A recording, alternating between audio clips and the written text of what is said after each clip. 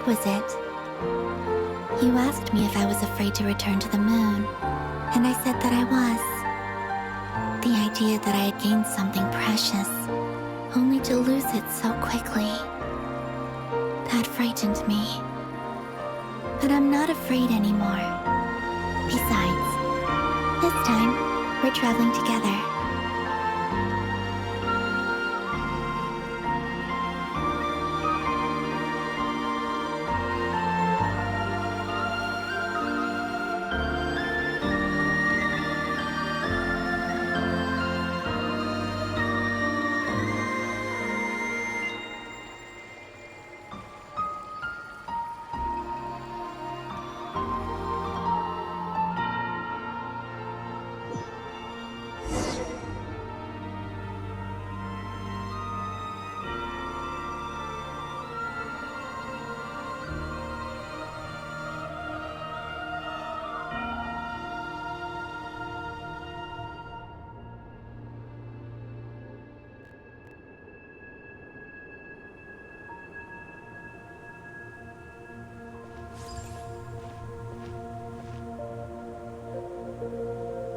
We're here.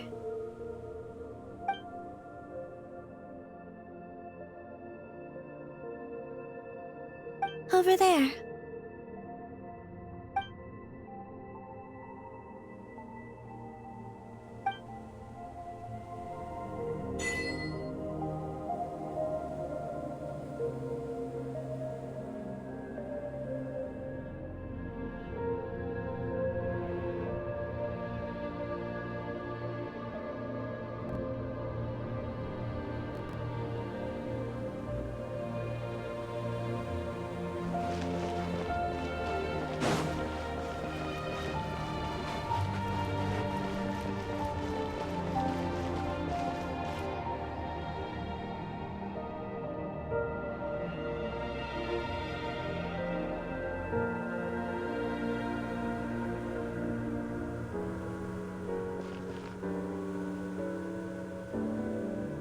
Our spaceship.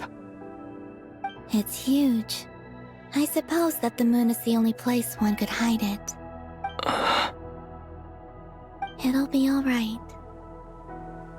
Huh? The way you feel in this moment, I went through it too, on Moon Prayer Night. The door. Solitude for me once meant living a life in which even I was absent. Before I met you, that was the only life I knew.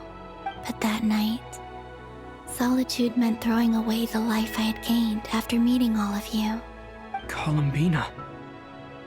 Go.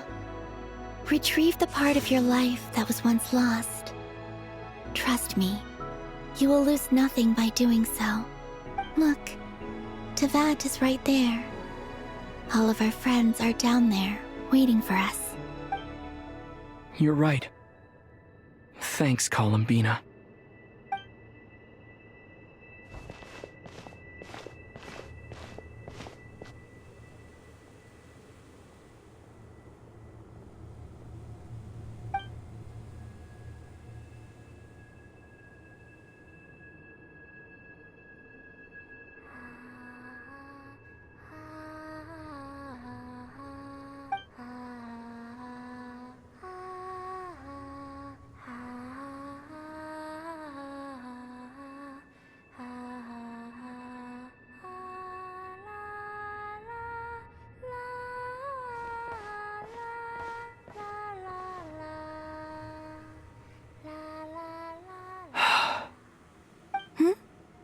Finished? Yeah. Why did you take your eye mask off? Well, since my return, I've decided to take more opportunities to see the world with my own eyes. Besides, I've always wondered how Teyvat looks from the moon. And what do you think? It's beautiful. I could spend a whole day here just gazing at it. What about you? What do you think of the truth you found? I haven't looked at another person's expression in a long time, but I think yours is saying, It was neither good nor bad? Keep this up, and it won't be long before you give Nephra a run for her money.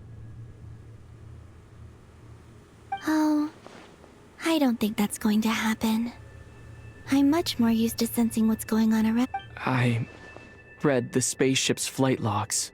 I always assumed that this was my first time in Teyvat. I thought that Lumine and I must have been hibernating in space for centuries on end. But the logs show that our spaceship flew over the skies of Teyvat once before. A long, long time ago. Flew over? So you didn't land? No, the ship barely came to a stop before flying on again. After that, it continued traveling through space for a long time. Some of the data is corrupted, but I suspect that it kept flying for thousands of years. It was only after that that the ship made a forced landing in Nodcry. When Lumine found me, she came from outside the ship. Could this mean that she left the ship long before I did? Maybe even during our first pass over Teyvat. Are you alright? Yes, I can feel that the truth is coming together, one small piece at a time. I remember Lumine telling me that when she first arrived in Conria, she could not recall the past. So this might be something that even she doesn't know. Here, I made some space for you. Your mind must be racing, and this seems like the perfect place to relax and clear your head. Oh, wait, there's one more thing. What is it? Wait here a moment.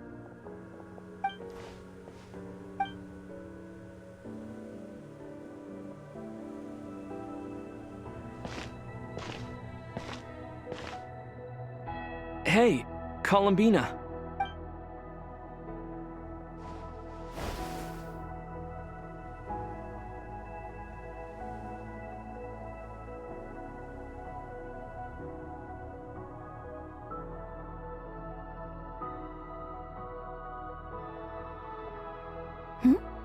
Is that a new outfit? An old one, technically. It's been in a cabinet inside the ship this whole time. It's a matching pair with Lumine's. She always liked this set more. Huh. I don't think there's a huge difference. Really? Yes, it's still the same you. You're the same person, no matter what clothes you wear.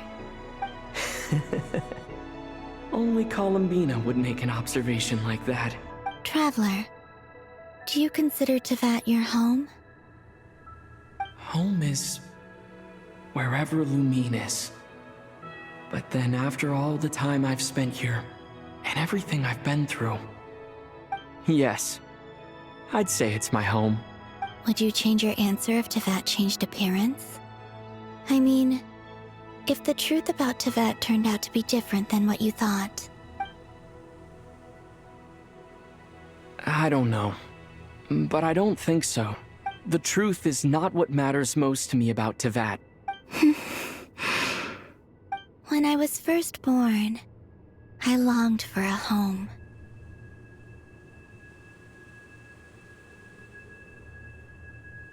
And when you get something before you're mature enough to understand the world, you just take it at face value.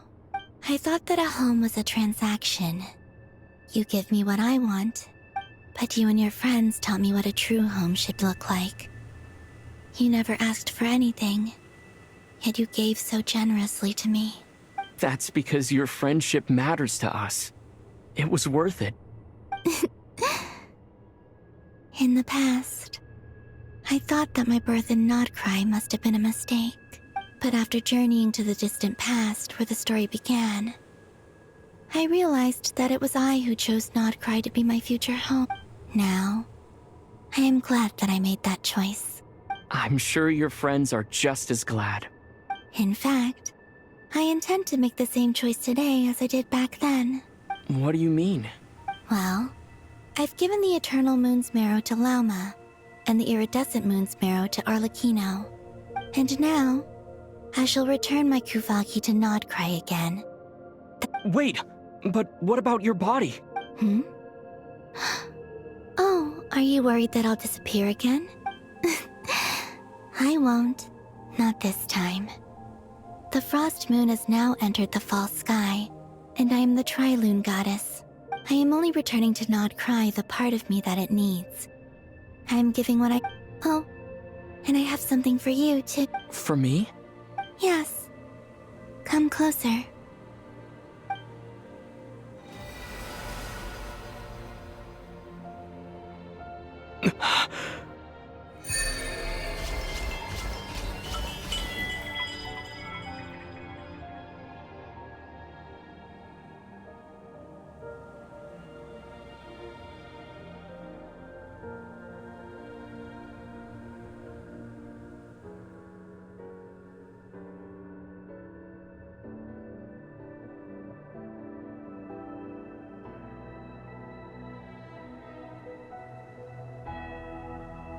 What was that? I lifted some of the restrictions this world placed on you. I trust this will help in your future adventure. My power. It feels like it's grown. I can use the elements more freely now. Thank you. This will be a great help. You're welcome. I see you as family, and after everything you've done for me, Here, this flower is for you.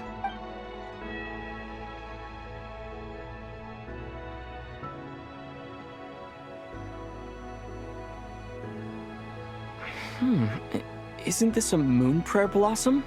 Yes. Don't worry. You will never see these flowers lose their color again. I'm finally discovering the joy of giving. How I wish I'd learned this sooner. Hey, better late than never.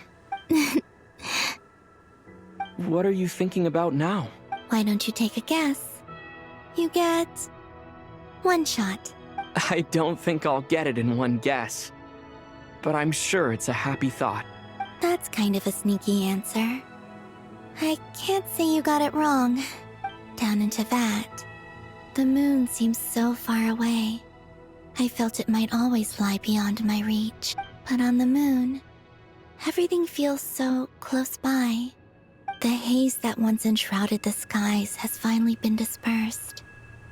I feel like a traveler on a winter's night, starting a new chapter in my tale by the... I don't have a lot of luggage. Well? Next, to start with, I want to stay here just a little longer. After that, let's return home and continue our journey.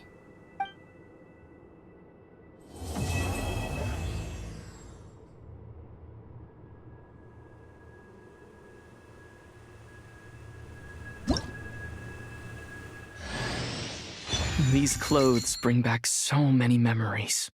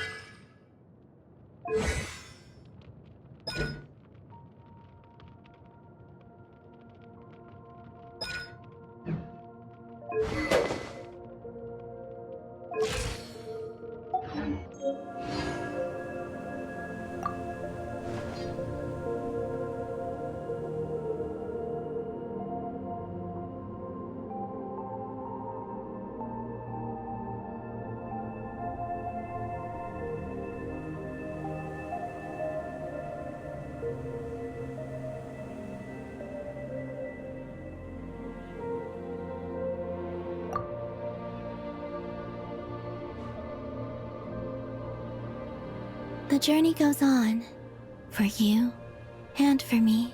Like I said, this is not the end.